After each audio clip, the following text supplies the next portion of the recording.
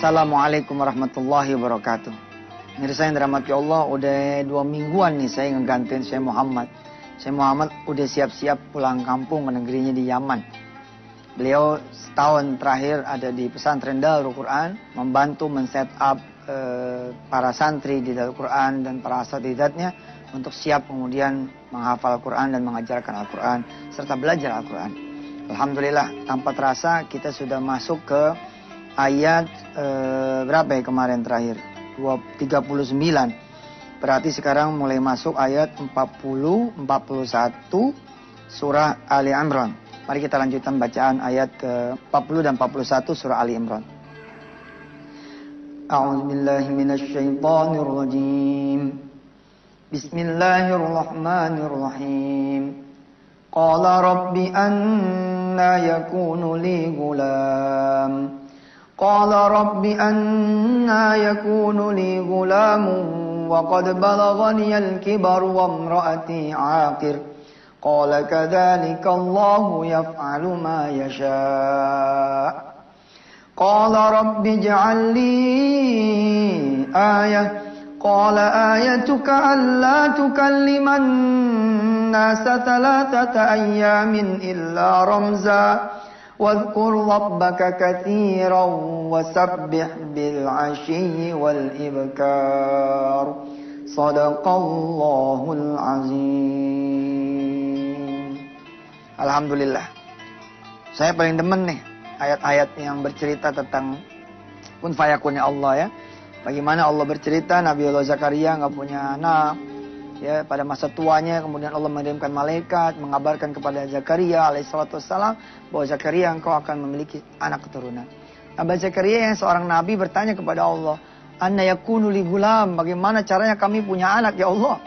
Waqad balaghani al-kibar wa imra'ati 'aqir. Aku udah tua, istriku juga udah tua. Tapi Allah bilang, kadzalika. Qala kadzalika Allahu yaf'alu ma yasha. Qala kadzalika Allahu yaf'alu ma yasha. Udahlah. Kalau Allah udah mau berbuat, ya begitu. Makanya saudara-saudara yang pengen menjadi seorang pengusaha, lalu saudara bilang, gimana caranya? Justru makin ente nggak tahu caranya bagaimana, ente ke Allah. Ente datang ke Allah. Tapi saya nggak ada modal, makin ente nggak ada modal, ente datang ke Allah. Cuma mau dagang apa? Makin ente nggak tahu ente mau dagang apa, datang ke Allah. Allah bisa bikin yang nggak mungkin jadi mungkin. Seorang office boy, kalau Allah udah bilang kun fayakun, dia jadi penguasa. Saya punya teman guru honorer di satu madrasah, honorer jauh banget. Menjadi seorang gubernur jauh bener, tapi kun fayakun Allah. Diajak menjadi wakil, subhanallah. Dia menjadi wakil gubernur. La ilaha illallah Muhammadur Rasulullah. Kalau Allah udah punya mau tuh. Sebaliknya juga, hari ini kita akan bicara tentang bagaimana seseorang ya yang sudah menjadi pengusaha bahkan jatuh. Mari saudara lihat. Harusnya saudara begini nih posisinya. Lihatin. Coba sini, lihat. Nih. Nah. Harusnya begini kan? Nah. Sunatullahnya nih. Harusnya begini nih kehidupan manusia. Naik terus. Ya. Atau begini deh. Set, cek, cek. Set, cek, cek. Set, cek, cek. Set, cek, cek.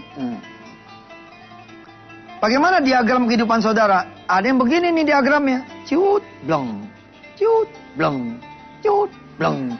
Wah, ini mah iramanya bangsa jantungnya knockdown kali ini. Tahu nggak jantung knockdown gimana? Ada nggak tuh jantung knockdown? Ada aja Yusuf Mansur mah. Diagram yang benar tuh kira-kira begini atau begini. Atau begini nih. Begini diagram nih. Kalau ente diagramnya begini, ini namanya udah mati tuh. Ya kan kalau di rumah sakit enggak lah ya. Hidup orang pasti ada gininya tuh. Pasti begini hidup orang nih. Cuman jangan keseringan. Ya, ini diagram paling bagus nih. Set ini. Atau begini boleh. Nih, begini liatin. Liatin diagramnya. Set naik, dong sampai sini jatuh. Dung. Tapi naiknya 2 lantai dia. Tuh. Oh. 2 lantai dia. Ini di sini nih posisi. Nah, Dia turun, dia dari bawah nih.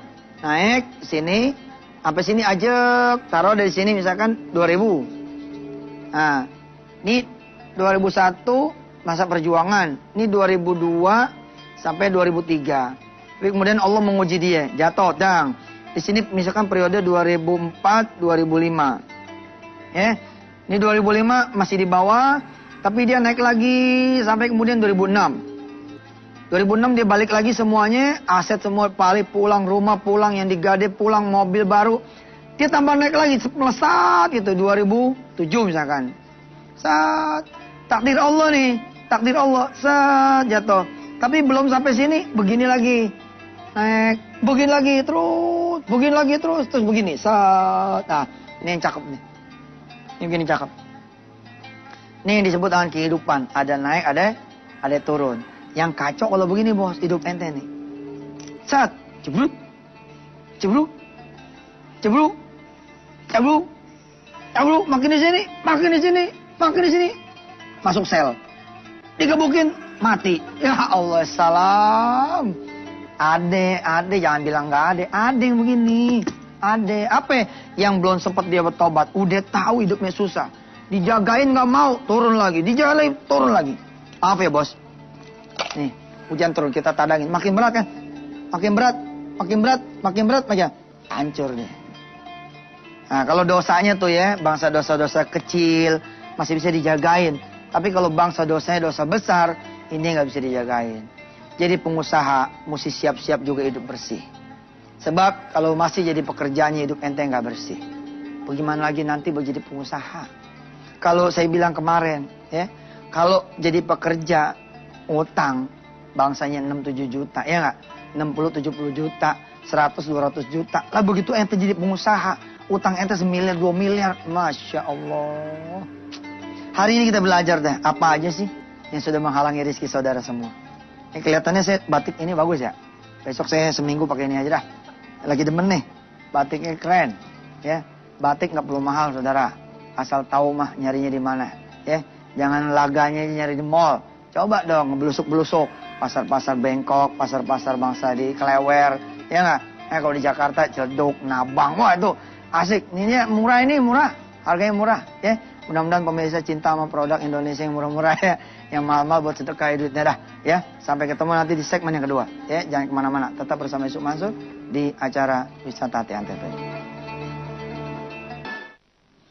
Baik saudara-saudara yang dirahmati Allah, ada lagi diagram kehidupan orang yang seperti ini. Ya. Dia muter-muter aja di sini gitu. Nggak bisa keluar-keluar. Hidupnya begini aja, pusing, nggak keruan. Ada lagi orang yang hidup diagramnya seperti ini. Sana mentok, sini mentok. Sana mentok, sini mentok. Sana mentok, sini mentok. Semuanya mentok. Nggak keluar-keluar dari kuadran yang namanya kesulitan. Sebaik-baiknya kehidupan orang beriman adalah ketika di atas dia bersyukur, ketika di bawah dia bersabar. Ketika di atas dia juga bersabar, ketika di bawah dia juga bersyukur. Emang ada Ustadz orang yang ketika di atas sabar, bos, kalau ente punya duit, ya 2M, tapi ente nggak ada sabarnya, ini 1 jam itu langsung 1 miliar nih. Saya nggak? Gimana caranya? Orang punya duit 2 miliar, tapi dia nggak ada sabarnya. Hah? Tiba-tiba dia 1 jam punya duit tinggal 1M. Gimana ceritanya? Dia terbang ke Singapura. Buang, terbang ke Singapura. Dia main judi. Hah? Dia bawa duit 2M, dia pikir masa iya habis duit 2M kan? Dihajar sama dia gocap nih, sang, dapat gope. 2M dikurang gocap, 1,950. Tapi malah dapat 500. Berarti 50, 4, jadi 2,450. Makin ragus dia. Hah? Ditiban lagi sama dia nih. Cang, 50. Tinggal 2,4. 50 dapat lagi gope. Sini. Jadi 2,9. Wah, makin keren deh. Dia coba jajal, taruh 900. Sang. 900 ditaruh. 2,9 kurang 9. 0, 2. 2 miliar kan? Tapi yang 9 ini, ya, yang 900 ini menang deh. Jadi 9M. Di sini berapa ya? 11M. Begitu dia 11 M, dia taruh semuanya. Hah? Geser sama dia semua. Serat. Gitu. Subhanallah. Pada saat itu hancur. Atau apalagi kalau dia punya duit kagak ada sabarnya, dia beli mobil. Hah? Dia taruh, dia beli mobil yang harganya 9,990 juta. Ada loh mobil yang ngeledek banget sama kita. Mobil ngeledek namanya nih. Ada yang harganya tau nggak? 998 juta. Kita bawa 1 M dipulangin 2 juta. Masya Allah. Tapi emang ya kehidupan ini kalau ente nggak bersyukur, nggak beriman ya, kayak diledek bener. Nggak percaya saya kadang-kadang gini ya. Maaf ya saudara ya, karyawan pabrik ya. Dia nabung kan tuh ya. Dia nabung nih dari mulai bulan Syawal. Ya, bulan Syawal sampai ketemu Ramadan lagi kan. Begitu tanggal 1 menjelang tanggal 1 Syawal, kan dia ke mall tuh. Coba lihat duit tabungan dia yang 1 tahun. Begitu keluar dari mall jadi 2 kantong. 2 kantong plastik doang nih. Nih, nggak ada harga. Betapa nggak ada berharganya duit. Kalau nggak dipakai buat ibadah ya, duit segitu doang Ji. Begitu dipakai lecek, lecet, robek, rusak, kusam, kucel, kusu. Kusu apaan tuh? Lusuh. Ya, mesti ada syukurnya, mesti ada sabarnya. Mesti ada syukurnya, mesti ada sabarnya. Baik pada saat dia naik maupun pada saat dia turun. Kalau kehidupan saudara udah mulai ada tanda-tanda seperti ini, sat-sat turun, malah kecebrembeb. Nah, kalau bisa begitu di sini nih, ente di sini nih, ente megang warisan nih. Tahun 2005 ente megang warisan 100 juta. Tapi begitu dipakai jatuh 50 juta. Pakai lagi jatuh lagi 0. Mestinya di sini ente tobat. Ada apa tuh? Ada apa tuh? Apa yang menghalangi rezeki ente, gerak ente, langkah ente, usaha ente? Apa tuh? Cek di sini, cek. Jangan ente nggak dicek. Kalau nggak dicek, ya ente malah bilang modalin aneh lagi Bang Haji, modalin aneh lagi Cing Haji, modalin aneh lagi Cang Haji. Dimodalin 5 orang, akhirnya malah minus 50. Di tahun ini minus 100 juta. Minus 200 juta, minus terlalu dalam nanti, kedalaman. Jadi begitu ente mulai minum obat kira-kira begitu. Mulai minum obat. Badan rasanya udah gergek, mulai vitamin. Kira-kira begitu kalau hidup di dunianya. Nah, hidup ente begitu. Ente punya gaji, nggak punya apa-apa. Kok kayak nggak punya apa-apa ya? Tetap ngontrak.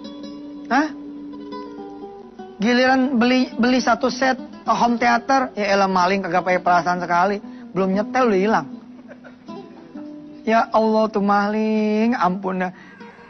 Besok dia beli lagi, dia pasang, maaf ya maling, habis ini dah sebulan deh gitu make. Kalau ada tanda-tanda begitu mulai ente mikir ada apa nih? Oh, begitu ente tengok ada apa? Ada sesuatu yang mukul ente.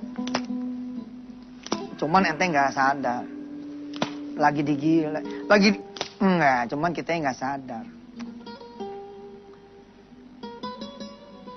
Sana mentok, sini mentok. Nggak bisa keluar, turun. Naik, jatuhnya juga dalam. Naik, jatuh tambah dalam lagi. Mesti mikir ada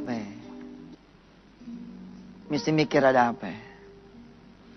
Coba ya, saudara ya. Hari ini saya barangkali tidak habisin sekarang nih penghalang rezeki. Buat masalah apa. Saya cuma mengajak ente berpikir. Ada apa ente? Sejatinya nih. Kalau ente bener maya. Pakaian ente halal, celana ente halal, sepatu ente halal, kaos kaki ente halal, daleman ente semua halal. Ente doa aja di rumah, Bismillah ya Rob, saya pengen usaha. Cuman yang jadi masalah, usaha apa ya? Saya nggak tahu. Ente keluar aja dah, keluar Bismillah dah di pintu. Itu yang nama rezeki bakalan datang. Aslinya begitu. Kenapa ente yang udah bawa rezeki, lalu duit jadi pada hilang? Mikir. Mikirnya gimana? Coba dah. Kita segmen 3. Kita coba lihat ya. Ada nggak waktu buat kita ngomongin penghalang rezeki yang paling besar itu apa? Pemirsa yang dirahmati Allah, sebenarnya semua dosa tuh banyak banget ya. Asli dosa tuh banyak banget. Cuma kalau boleh diurai gitu, ada 2 nih bentuk kesalahan kita. Ya. Dosa sama Allah dosa sama manusia. Kita nggak ngomongin yang sama alam deh. Kita coba ngomongin yang sama Allah, sama manusia. Alam juga sebenarnya wajib ditaruh kali ya, sama alam. Alam tuh jangan bilang agak murka, bakalan murka juga gitu. Tapi coba kita fokus ini. Dosa sama Allah tuh bagaimana? Ini bisa dilihat kontrol dari yang wajib sama dari yang sunnah. Selama ente jalanin usaha ente, yang wajibnya bagaimana? Sunnahnya seperti apa?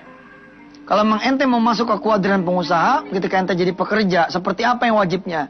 Seperti apa yang sunnahnya? Saya harus katakan kepada saudara semua. Jika saudara semua seorang pekerja, berantakan yang wajibnya, berantakan yang sunnahnya, kubur dalam-dalam pengen jadi pengusaha, kubur dalam-dalam, gua kasih tahu lo pada. Di kantong saya nih banyak banget konselingan. Orang-orang yang kemudian jatuh, nggak bisa dia bangun lagi. Penyebabnya ini dia gagal ngurusin yang wajib yang sunnah. Kalau ente mau jadi pengusaha, mumpung masih jadi pekerja, coba benahin dulu wajibnya. Benahin dulu sunnahnya. Paksain diri. Pagi-pagi ente sholat duha. Paksain diri. Bagaimana Ustadz? Makin ente ngomong bagaimana, udah jadi itu aja terus. Satu hari saya datang nih ke salah satu mall besar. Ya. Yang jualan perabotan-perabotan segala rupa. 4:30 nih jam. Saya tanya sama dia, Kang, udah sholat asar ya teh? Itulah Ustaz, selama saya kerja di sini saya nggak bisa sholat asar tepat waktu. Udah saya bilang, itu ya, makin ente bilang nggak bisa, makin ente terpenjara. Tapi Ustaz, enggak lah, ini Indonesia lah, selalu ngomong baik-baik, masa iya nggak dapat izin? Pak, boleh nggak saya sholat tepat waktu? Mana mungkin dia bilang nggak boleh, kecuali memang ya apa ya? Ya emang ada juga sih barangkali ya. Saya pernah dengar kok satu rumah sakit ya. Ini kalau saya buka rame nih. Pengen sih saya buka aja tuh nama rumah sakitnya tuh. Ada rumah sakit, saya kebetulan itu ya nganterin teman, nengokin teman. Begitu ngelihat saya tuh, aduh, perawat-perawat pada nangis pada. Ustaz, kan biasa kan orang nangis tuh pada utang ya. Yang saya banyak, ini enggak.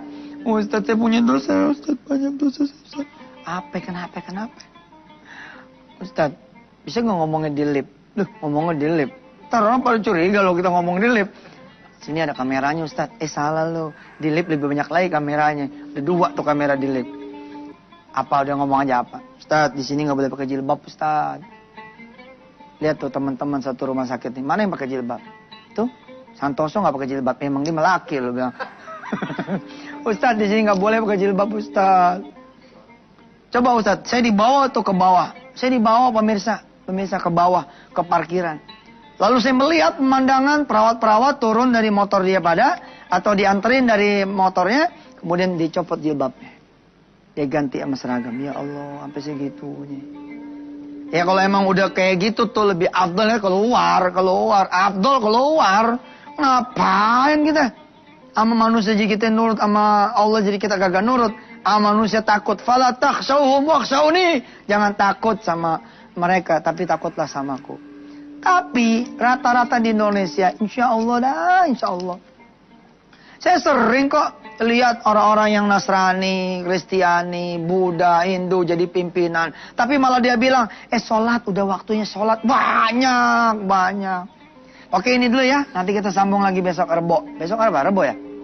Ya. Besok Rebo kita sambung lagi baru sampai sama Allah. Ya, untuk menjadi seorang pengusaha, perhatiin dulu urusan ente sama Allah bagaimana ceritanya. Sebab kalau sebelum aja jadi pengusaha, ente pada urusan sama Allah udah ribet, nanti Allah bikin ribet urusan ente semua. Bahaya. Kita doa dulu ya. Mudah-mudahan Allah ampunin kita semua. Bismillahirrahmanirrahim. Ya Allah, udah berapa bab nih kami ngaji tentang pengusaha. Dan berapa bab juga kami mengaji tentang Quranmu, tentang sunnahmu, tentang perintahmu, perintah Rasulmu. Jadiin saya dan pemirsa semua, ya Allah, ngambil manfaat, ngambil berkah. Juga buat TV-nya dan semua kru-krunya, ya Allah. Mudah-mudahan Allah angkat derajat kami semua. Engkau tutup pintu nerakamu, engkau buka pintu surgamu, dan engkau bimbing kami untuk ketemu rezeki yang halal, yang barakah, yang banyak, ya Allah. Yang bisa memberakatkan kami semua dan orang-orang tua kami ke Baitullah Al-Haram. Yang bisa membuat kami bisa punya rumah, bisa punya mobil, bisa punya kemudian uang dengan cara-cara yang halal, yang kau ridhai, yang kau suka. Wassallallahu ala sayyidina Muhammad wa ala alihi walhamdulillahi rabbil alamin. Sampai ketemu besok ya. Jangan bosan kalau saya pakai ini lagi selama seminggu. Lagi demen. Wassalamualaikum warahmatullahi wabarakatuh.